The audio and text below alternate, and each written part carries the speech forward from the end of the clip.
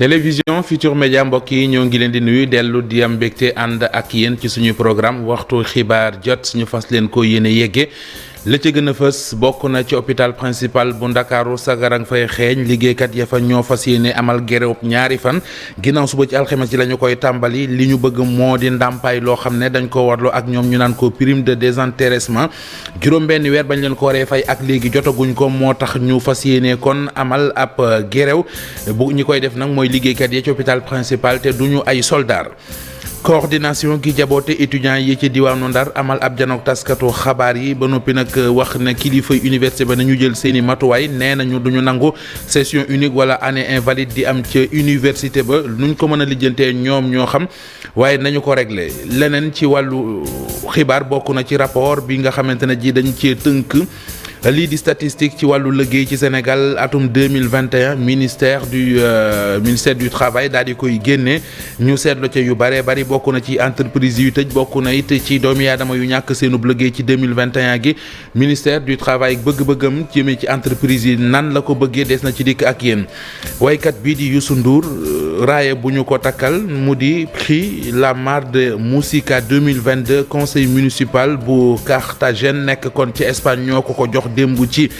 altine keroog kon ci altine lañ ko jox lu aju ci raaye boobee ak la muy wund ak li ñu tax ñu tànn comme moom ndaanaanal waaye ci Afrique di Youssou Ndour des na ci dikk ak yéen ci xibaar yi mbokk yi lii mooy li fi gën a fës ngeen taaxeeloo ma faram fàcceel leen ko.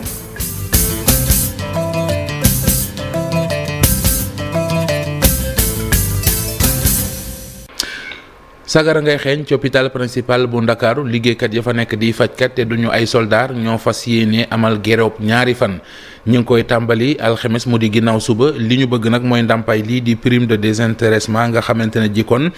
dafay tënk juróom-ñaar ci téeméer boo jël ca l'hôpital ba di am ñu war leen koo jox loolee la ñuy laaj nee nañu juróom-benn weer a ngi ñu topp cay daw ne janvier lañ ko war la woon ak ñoom ba léegi nag jotuñu ci moo waral tey jii kon ñu xëy wane seen bopp ñu ànd ci Fatou Bintou Konté Alioune Diagne ci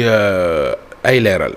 liggéeykatu civil yi nekk ci biir hôpital principal tey dañoo fas yéene nag tàmbali ab grève de 48 heures ci jeudi bii ñu dëppmal mu di décision boo xam ne syndicalistes yi ñoom ñoo ko jël gannaaw bu ñu amalee tey jii ci suba ab benn sitting. plan d'action bi ñu def tey ñu ngi yaakaar ne donc dina am solution ndaxte ñun li ñuy def nii defuñu ko ak xol bu sedd ñun liggéey lañ xam faj malade lañ xam. suñu place du ci biti fii suñu place ci biir la mais si jamais donc problème bi réglé wul incha allah dinañ décréter benn mot d'ordre de 48 heures à partir de ce jeudi. ñoom syndicalistes yooyu nag di ñaawlu li nga xam ne moom mooy ñàkk fay nga xam ne direction bi bañ na leen ko fay lii nga xam ne moom moo di seen prime de désintéressement te ñu waroon ko def depuis mois de janvier. fi mu toll nii ñu fay ñu suñu prime d'intéressement parce que dige bi ñu digee woon. 3 mois lañ ñu waxoon tey ñu ngi 7e mois. boobu ba léegi dara lañ ci deful. prime boobee nag di représenter 7% recette hôpital bi yëpp te ñu waroon leen ko jox ndax seen alal la. prime d'intéressement bi ci hôpitaux yi daanaka Sénégal boo koy wër ñu ngi koy fay à hauteur de 20 wala 25% ci recette propre yi alors que hôpital principal ñu ngi koy fay à hauteur de 7% te bu ñu nee recette propre mooy koom-koom bi nga xamante ne personnel bi ñooy ñax. liggéey ko mu dugal xaalis donc xaalis boobu di dugg ñoom personnel bi am nañ ci cër. ñoom travailleurs civils l'hôpital principal de Dakar yooyee ñoom leen rek la ñuy laaj ci ki nga xam ne moom moo di direction générale bi moo di mu respecter xaatim bi nga xam ne moom lañ am seen diggante ak ñoom seen wàll plateforme revendicative. suñu réew di Sénégal nekk ci pexe ngir fii ak 2023 muy defar ay ñàkk loole nag bu amee taxawaay ak saytu da cay war moo waral ñu taxal agence boo xamante ne ji agence sénégalaise de réglementation pharmaceutique la tudd Oumou Kalsoum Ndaw mooy njiit la mi ngi leeral fii ana lu tax a jóg boobu la agence ñu déglu ko ci micro Fatou Bintou Konté Alioune Diagne. judd na samp nañ ko depuis avril ci vision président de la République ci demande sénégalais yi africains yi. plan international à avoir un dispositif réglementaire bu dëgër bu mën a jàppale suñu dëkk yi ñu mën a dem à la relance de l'industrie pharmaceutique pour que ñu mën a dem bay produire li ñu soxla ci garab fii ci suñum réew avec benn objectif bu ñu ne en 2035 lépp lu ñu soxla ci garab dañ ko war a produire fii ci Sénégal ni 50%. xalaat tim pour def Sénégal benn hub pharmaceutique nga xam ne lépp luy transiter ci pharmacie wala leneen ci texte wala leneen day jaar fii pour ñu def ko agence bi juddu na président génne na décret bi organigramme bi leer na moom moo boole DPM bi fi nekkoon ak LNCM bi fi nekkoon mais dafa war a nag jàpp ci dimbale Sénégal mu dem ci benn niveau boo xam ne moom la ñuy wax ci au niveau de l'OMS niveau 3 pour nga mën a ne damay produire vaccin mais jàpp ci tamit pour que fonction réglementaire yii ñu ko jox bu ci nekk mën a dëgër ba nga xam ne bu ci ne buñ ci tolloo rek ñu xam ne Sénégal teg na dispositif bu xam ne dina gaawal délivrance AMM yi dina gaawal délivrance contrôle yi ak inspection yi dina gaawal également yeneen liggéey yi ànd ak moom ci joxe ay autorisation pharmacie mais dina indi qualité ba nga xam ne dañuy dem ay certification qualité ci suñu ressources humaines yi nga xam ne dañoo manqué woon qualité également ci nombre bi ñu war a am ci ressources humaines. Université Gaston Berger ba ca Ndar ginnaaw bi kilifa yi jëlee dogalub tëj campus social ba yenn ci étudiants yi ñoo ngay kon jël seeni bagages di ñibbi am ci ñoo xam ne nee nañu lu metti dañu fay toog donte sax nekki no foofee neexu leen waaye danañ toog mer nañu lool nag ci dogal bi nga xam ne kilifa yi jël nañu ko Ousseynou Diop reportage ca UGB. Université Gaston Berger bu Ndar ñu daje fa ak ñaar ci ay étudiants Xarjatu Sarr lay wuyu ci turam moom mu ngay préparé ay bagages am ngir mën a dellu ca Fouta keneen ka di Mamadou Thiam moom it jamono jii na mu dundee ci université ba lu metti la mbiskit la ñu fekk mu yor ko mu ni loolee lay dundee ay fan jundilee. waaw gis nga mbiskit bi gaañaan mbiskit bi may wane ne sonn nañ trop amul luñ lekk. ñoom nag daan nañuy ñaawlu lu ñu tëjee restaurant yu université Gaston Berger bu Ndar ñu ne ay waxtaan la ñu waroon a jiital waaye lu ni mel bañ ko amee léegi. ñoom ñëpp ay jafe-jafe la ñuy dund. ça ne fait c'est pas 96 bi ñu amee ay jafe-jafe ngir man dem ci restaurant yi ak léegi war na mat ñeenti fan. boobu ba léegi nag lekkuñu li nga xamante moo ñu neex ñu ay mburu la ñuy lekk ñoo ci des biscuit ñu ci ëpp itam cere la ñuy daal di jël. ci kàddu Xarjatu Sarr ñoom étudiante yi ñoo ci gën a sonn ndaxte ñu ci bari ci ñoom fa ñu jógee dafa sore te ba ñu deseeg léegi sax matul juróomi fan. ñu yabalaan leen ñu mën a dellu. bi ma ñëwee ci fi nga xamante ne université bi léegi matul juróomi fan waaye nag dañu daal di forcé ngir ñu delluwaat maa ngi nii di waajal ngir mën a dem li ma ci jaaxal mooy ñun dañu ñëw ñu daal nu ñuy forcé vacances yi loolu daal nekk na loo xamante man lu ma ci jaaxal la. ñoom étudiants yi nag nii dund ba ñuy dund file lu metti la tax sax ñu yëkkati kàddu nii kilifa yi war nañu seetaat mbir mi nga xamante ni taxawal nañ ko ñenn ñi itam wéyal seen i examen. ñu ngi demandé aide daal. ñu ngi demande aide venant de l'État en tout cas. Nioro du Rip lay ñibbi fii ba da ngay toog 9 heures de temps si yoon pour nga yegg fi nga jëm. ci université Gaston Berger bu Ndar daane ko restaurant yëpp dañ ko tëj étudiants yi bu fekkee ni dañu bëgg xewlu mbiskit wala bokk li nga xamante ni mooy mburu la ñuy xewloo ñeneen ñi nga xamante ni seen loxo jot na seen i ginnaaw ci restaurant yi wër université bi foofee la ñuy xewloo. Ousseynou dañuy des ba léegi foofee ca université Gaston Berger bu Ndar coordination des étudiants de Saint-Louis mu di kuréel gi jaboote étudiants yi ya fa nekk tey jii amal nañu ab janook taskatu xabaar yi di dànkaafu nag kilifa université ba nee nañu lu ne mën nañ koo nangu ba mu des ñu leen di wax waxi session unique wala année invalide Jibi Diène bokk ci coordination bi ñu teewlu kàddu yi mu dénk Ousseynou Diop. ay nag dinañ ko préciser mu leer nañ. CA bi ñu demee li tax ñu invité recteur mu jël ay responsabilités mu convoqué CA bu ñuy tëj université moom mu tëjal ko boppam en personne lii bokkoon na ci ñu am ay garanties yu leer nañ que ni bu ñuy ñibbi si waat fii nii si université bi kenn du fi wax section unique kenn du fi wax année invalide kenn du fi wax codification annuelle posé nañ leen question yi def nañ nag won nañ ñu dégg nañ leen jël question bi buuxaat ko ñeneen. mais ñun ñi ngi woox étudiants yi ne leen garantie luñ ñu section unique du am mais ñun en tant que coordination des étudiants de Saint-Louis ñi ngi leen di jox garantie boobu ne dinañ ko xeex ba bu jaree ñu tëdd ci suuf ñu koy xeex mais section unique année invalide du fi am parce que ñoom ñoo jël seeni responsable tëj seen université pour donner des vacances électorales te restaurant yi ñuy wax ni dafa yàqu aussi ñu rappeler leen bu fekkee am na lenn lu fa yàqu lu ñu mën a génne teg ko ci table bi surtout les machines yi nga xam ne ñu ngi fonctionner nañ ñu ko woon. rapport bi nga xam ne ci la ñu dëxëñ tolluwaayu liggéey ci réewum Sénégal atum 2021 siiwal nañu ko la ca nekk bokk na ci ñaari téeméeri entreprise ak fukk ak juróom-benn yoo xam ne tëj nañu ñi ngi waxit lu toll ci junni doomi aadama ak téeméer ak ñeent fukk ak juróom-benn yu ñàkk seen liggéey li tax nag moo di entreprise yu ubbi lu ñu liggéeyee moo leen të maanaam dañoo jotewul ci ay marcel yi bokk na ci li leen sonal ba tax ñu tëj lu mu ci mën di doon ministère du travail di sàkku ci entreprise yi ñuy góorgóorlu bay respecter contrat travail yi nga xam ne moo dox seen digg ak ña ñuy liggéeyloo Cheikh Diop Pape Sangode Mbaye ci ay leeral. lu ëpp 200 téeméer ci ay entreprise yoo xamante ni daal dinay tëj mu nekk révélation woo xamante ni rapport annuel bu service wu ministère wu travail ñoom ñoo ko daal di fësal ñoom ñile ci bile table ngir daal di waxtaanee lu ñu mel ak itam lu ko sabab. léeg-léeg boo gisee entreprise tëj loolu njort la rek mun na nekk xëy na entreprise bi moo dem ba ci biir am ay jafe-jafe tëj ay fan et cetera mun na tam nekk entreprise boo xamante ne souvent moom sur la base d'un marché wala chantier la doon liggéey dem ba ci biir chantier amatul wala marché amul loolu dañ koy gis mu tëj xaar ba amaat yeneen chantier moo tax ngay dégg sax dañuy ne ouverture réouverture maanaam ku tëjoon toog ba ay jamono ubbiwaat entreprise am loolu dafa loolu lu ñuy gis la. yenn entreprise yoo xamante ni nag daal nay tëj yenn ci ay njeexital yoo xamante ni daal nay am ci wàll wi ñu bëri ci askan wi di ñàkk li nga xam ne moom moo di seen ak liggéey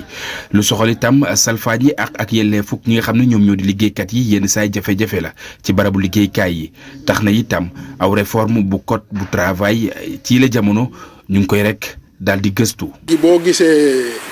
mbirum sécurité sociale entreprise yi dañu war a affilié wu. maanaam dañu war a bindu su ma ko mënee waxee noonu te tam xamle liggéeykat yu ñu yor foofu noonu bu ko defee am na yenn service sécurité sociale moo koy assurer au profit de liggéeykat yooyu noonu li ñu constaté mooy bu nekkee question sécurité sociale ak yeneen question parce que entreprise sax booy tàmbale sax da nga war a def enregistrement déclaration au niveau des services de l'administration du travail yooyu yëpp dañ ciy constater ay manquements. bu ñu sukkandikoo ci rapport bi lu toll ci junni ak téeméer ak ñeent fukk ak juróom-benn ci ay emploi yoo xamante ni daal dañ koy ñàkk junni ak ñetti téeméer ak ñeent fukk ci ay déclaration d'accident de travail ak itam maladie professionnelle yoo xamante ni itam daal dañ koy nemmeeku ba ci sax lu toll ci juróom-benn téeméer ak juróom fukk ak juróom-benn ci ay cas de conflit ay yoo xamante ni jafe-jafe la ñuy régler ca tribunal. Cheikh Ngone Diop ñu waxtaanee wàllu politique ak coalition Yewwi Askan Wi ci diwaanu Mbour ñoom nañu fas yéene taxee moo di caravane ak visite de proximité mu di sol seenu dàll dugg ci kër yi ngir waxtaan ak ñooñee wax leen li tax ñu bëgg ñu fal leen seen yéene bëgg-bëgg daal moo di ñu gëm ne ñoom ñooy ñi mën a yokk réew mi ci wàllu développement candidat département bu Mbour ci diwaanu Yewwi Askan Wi candidat Yewwi Askan Wi ci diwaanu Mbour li mu bëgg moo di wàllu rupture ñu teewlu ay kàddoom moom Mami Maysa Mbeng ñu déglu ko ci micro Abdourahmane Diallo caméra Mamadou Gueye. mars 2021 am ay bakkan yu rot suñu xel di dem ci ñoom ba tey ñu leen di ñaanal ba tey amuñu ñu fay bakkan yu rot yooyu loolu nag est-ce que bëggaan ngeen mu am wala déet la seule solution pour loolu bañ a amaat mooy ngeen voté coalition Yewwi Askan Wi fii ci Mbour au soir du 31 juillet 2022 pour ñu am majorité à l'Assemblée nationale ngir lépp lu ñuy xeex ñu mun koo xeex ngir mool yi mun a demaat géej ci jàmm suñu ndaw yi am ndox am liggéey suñu yaay njaboot yëpp mën a naat ñu leen di ñaan ngeen voté coalition Yewwi Askan Wi pour une assemblée de rupture assemblée de valeur ngir ñu mën a defal suñu réew. Abdou Latif Coulibaly xam le ne cohabitation bi ñuy wax bu amee lu doy waar lay doon ci institution réew mi ak doxinu réew mi ay kàddu la yu mu yëkkate ci diwaanu Toubacouta ci daje boo xamante ne ji kon doon nañ ko fa amal réunion de mobilisation mu gis ne njiitu réew mi Macky Sall li nga xam ne def na ko ca département bu Foundiougne doy na sëkk ci askan wi gëm ne mooy ki mën a liggéey réew mi ngir it ñu woteel Benno Bokk Yaakaar ci ndaje moom mais nag ba ñu ca noppee am na meeting bu ñu amal ca boobu le département mu di département bu Kër Saalum Diané ñu ànd ak Aminata Goudiaby ci ay leeral. bokkee Benno Bokk Yaakaar yëpp te nekkee ci département bu Foundiougne ñoom ñoo dajaloo woon ci commune bu Toubacouta ñoom ñëpp daanaka ñi jël kàddu gi wax dañu tàgg président de la République ci réalisation yu am doole yi mu def ci biir département bi loolu nag waral ñoom ñu jàpp ne dañoo war a voter liste Benno Bokk Yaakaar ak doole. président de la République réalisation yi mu def ci département bi ñaanuñu yàlla kenn di ko yàq en tout cas ñun waa département du Foundiougne duñ ko maye. cohabitation baaxul ci dëkk lu dangereux la ci suñu institution moo tax waruñu ko permettre. nous n'avons pas du tout envie qu'il y ait une cohabitation au Sénégal. ngir rek Benno Bokk Yaakaar am victoire bu am doole ci biir département bu Foundiougne ñoom ñi nga xam ni jubóowuñu woon sax dañu joxante loxo ne dañuy liggéey ngir jox président de la République ab majorité Pape Seydou Dianko maire bu Toubacouta ak itam Adama Thior ñoom la ñu investir ñu nekk tête de liste départementale Benno Bokk Yaakaar ñoom ñëpp nag ñu ni daañu dem ba ci biir île yi ngir convaincre population yi. yàlla dogal na dem nañ ba déggoo am na ci diggante yi fi nekkoon ñëpp ñi nga xam ne bokk ñoo nag ñoom parti te ñu ñëw dañu jàppale si bari nañ fi lool bari na parti yu bari tey ñëw nañ ànd ci suñ coalition bii pour fas yéene jàppale président Macky Sall ñun ndam lu rëy la ñuy ñaan. on a assez d'arguments pour dugg ci biir nit ñi wax ak ñoom. ndaje mu mag mii ñu amaloon ci commune bu Toubacouta bi mu jeexee dañoo dem ñoom ñëpp ca commune bu Kër Saalum Diané foofu nag la ñu amalee meeting bu njëkk bu mag bi nga xam ni moom la Benno Bokk Yaakaar def ci biir département bi. neen bokk ndeyam baay ñu liggéey kenn mënul nax président Macky Sall xel nit da nga ko war a am opposition tey boo ko wotee moom kay weer bi ne mu ne fayeku léeg-léeg di daa assemblée sax muy fay dal woto 5 ans yi muy noosi du dinaa léegi loolu teg leen suuf. xew-xew yi nag bokkoon na li ci gën a fës ay jubóole yuñ doon def ci diggante ay responsable yoo xam ne jubóowuñu woon ci élection territoriale yi ñu jógee.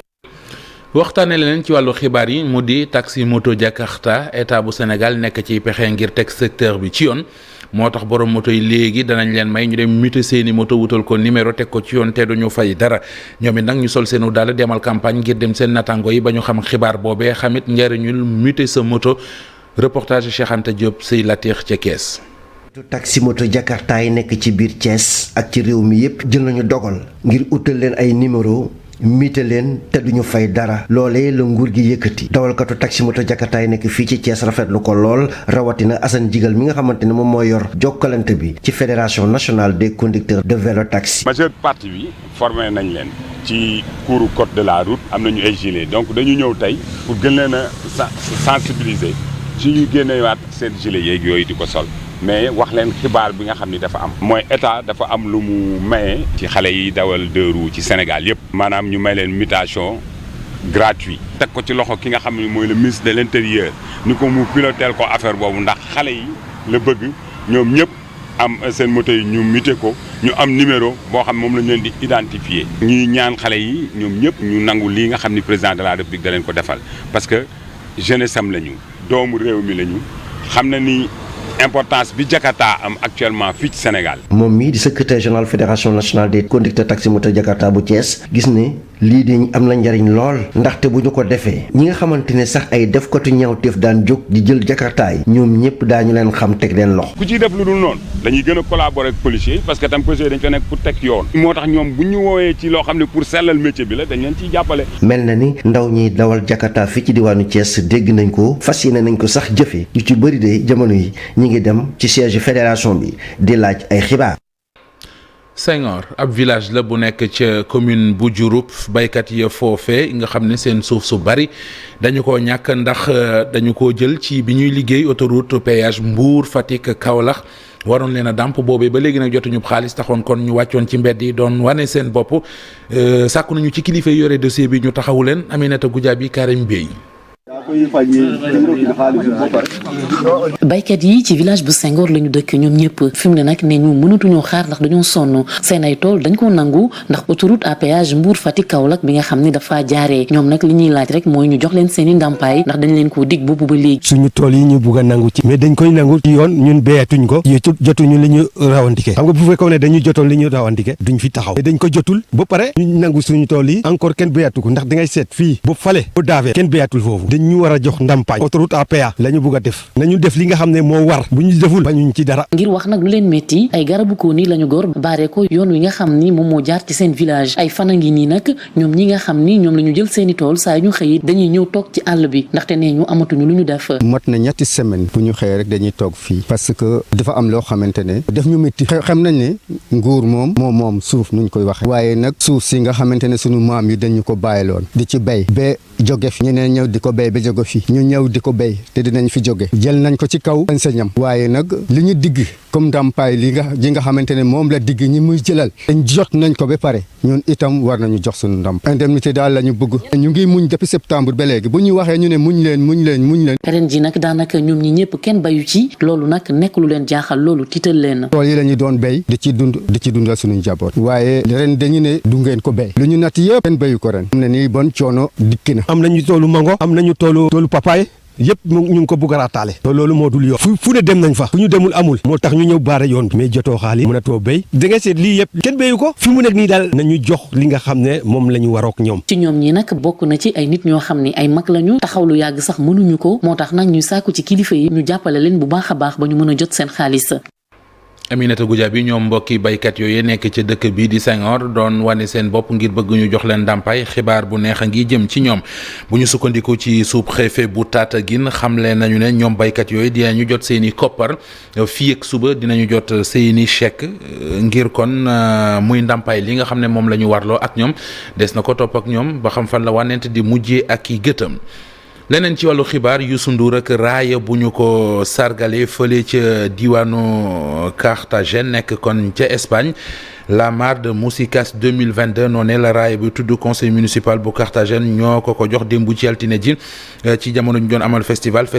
boo xamante ne ji moom Youssou Ndour sax kon jot na fa wane boppam jàpp na it yéene la ju ñu amoon maire bu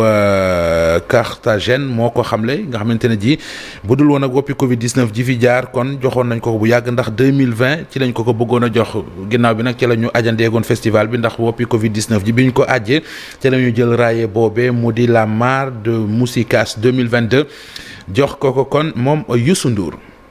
ba tey ci wàllu xibaar bëccëgu tey bi fukki fan ak juróom-ñeent ci weeru sulet muy bés bi nga xamante ne ji ci la ñuy fàttali ko ba ku tedd ka Serigne Touba Cheikh Ahmadou Bamba Khadim Rassoul wàcceeb liggéey atum 1927 la woon boobaak léegi nag ñu di ko fàttali ko nu nekk ci bépp anam tiis woowee xewe woon ca njaareem ñu ànd ci leeral ak Fatou Kiné Dem.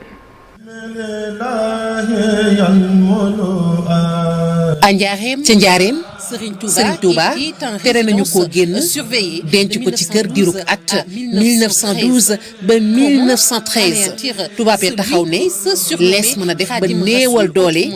kii di Xaadim Rasul la tubaab ya lu nañu def ko waaye sëñ bu mag bi ne tekk tekkaaral xeex bi mu teg ko ci diine extrait ci fenxoogu ay bëgg-bëggi tubaab bi fenxoo ak yooyu sëñ bi ngir sëñ bi taxaw gi mu taxawoon ci fas yéene dundal diine nit ñi wër ko tubaab bi tiit ci loolu jël tubaab bi moo waral tubaab bi génn sëñ bi waaye sëñ bi moom yooyu tax ko woon a jóg kon résidence surveillée daal liy sabab si mooy tubaab bi ñoo jéemoon ci sëñ bi pexe yu dul jeex ngir sànk ko ngir tee ko wëyal ab wooteem sëñ bi fekk booba xamuñ ne sëñ bi moom yàlla doon liggéeyal loolu lépp biñ ci réussir nag ñu indi ko njaareem teg ko fa ngir di ko contrôler ngir liñ bëggoon liñ yaakaar ne sëñ bi bëgg na ko ci réew mi ñu bañ koo am waaye fekk booba sëñ moom yàlla noppi na ci moom mi ngi xeex ak ñoom ci baatin mi ngi préparé taalib yi di leen tàggat ngir ëllëgi réew mi. sàmmonteeg charte yi ñu tëral ci jamono joojee du caagante ne Serigne Touba dafa àndoon ak tubaab ya ci seen bëgg-bëgg ndax la ko yitteeloon képp nag mooy taalibe ya nangu dogal te xam ni metti na waaye fay ga ëllëg jar na ko. lépp bu koy déggoo ak sarti réew mi daana tax sax ba am na taalibe mi masoon a jàpp yóbbu ca kaso ba ñu rëcc sëñ bi da leen a jël delloowaat leen kon loolu moo doonoon aw doxinam waaye nag loolu du collaboration ci fekk si tubaab bi mel ne kuy légitimer li tubaab bi nekk waaye collaboration la woon boo xam ne dafay wone ne moom li leen tax a jóg muy nguuru àdduna gi yooyu moom taxu koo jóg moom li ko tax a jóg mooy fas yéenee amal li yàlla bëgg fas yéenee jaar ci yoon bi yàlla bëgg jaarloo ci nit ñi. gannaaw at bu ñu ko téyee moom mii sos yoonu murit nag mujjee dem ca kër gu mag tàmbali liggéey bi jëm ci jumaa ju mag joojee mu mujj sax nag jébbal liggéey ba Cheikh Issa Diène njaareem fa la Cheikhul Khadim wàccee liggéey gannaaw fukki at ak juróom yi mu fa nekk.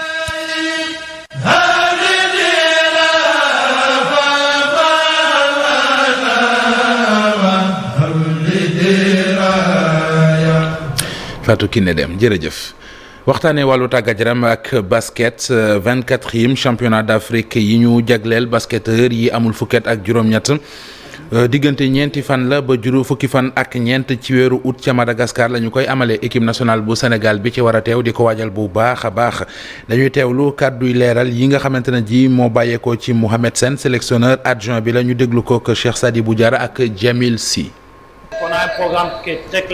am nañu programme bu leer ci wàccaay wi suñu tëkkalee groupe joueur bu ren ji ak ñi fi nekkoon bi weesu ñii ñoo gën a technique njool daal lañu amul noonu nekk ci Ibou Badji ak Khalifa Diop yi nga xam ni ay ponkal lañu woon équipe bi joueur yëpp mën nañu dribbler ba tax na ñu war ci sukkandiku ngir créer situation yu bëri ba mën a sànni ay bal équipe bu bees la daal bu nar a def kéem kàttanam. On va essayer de se donner les moyens.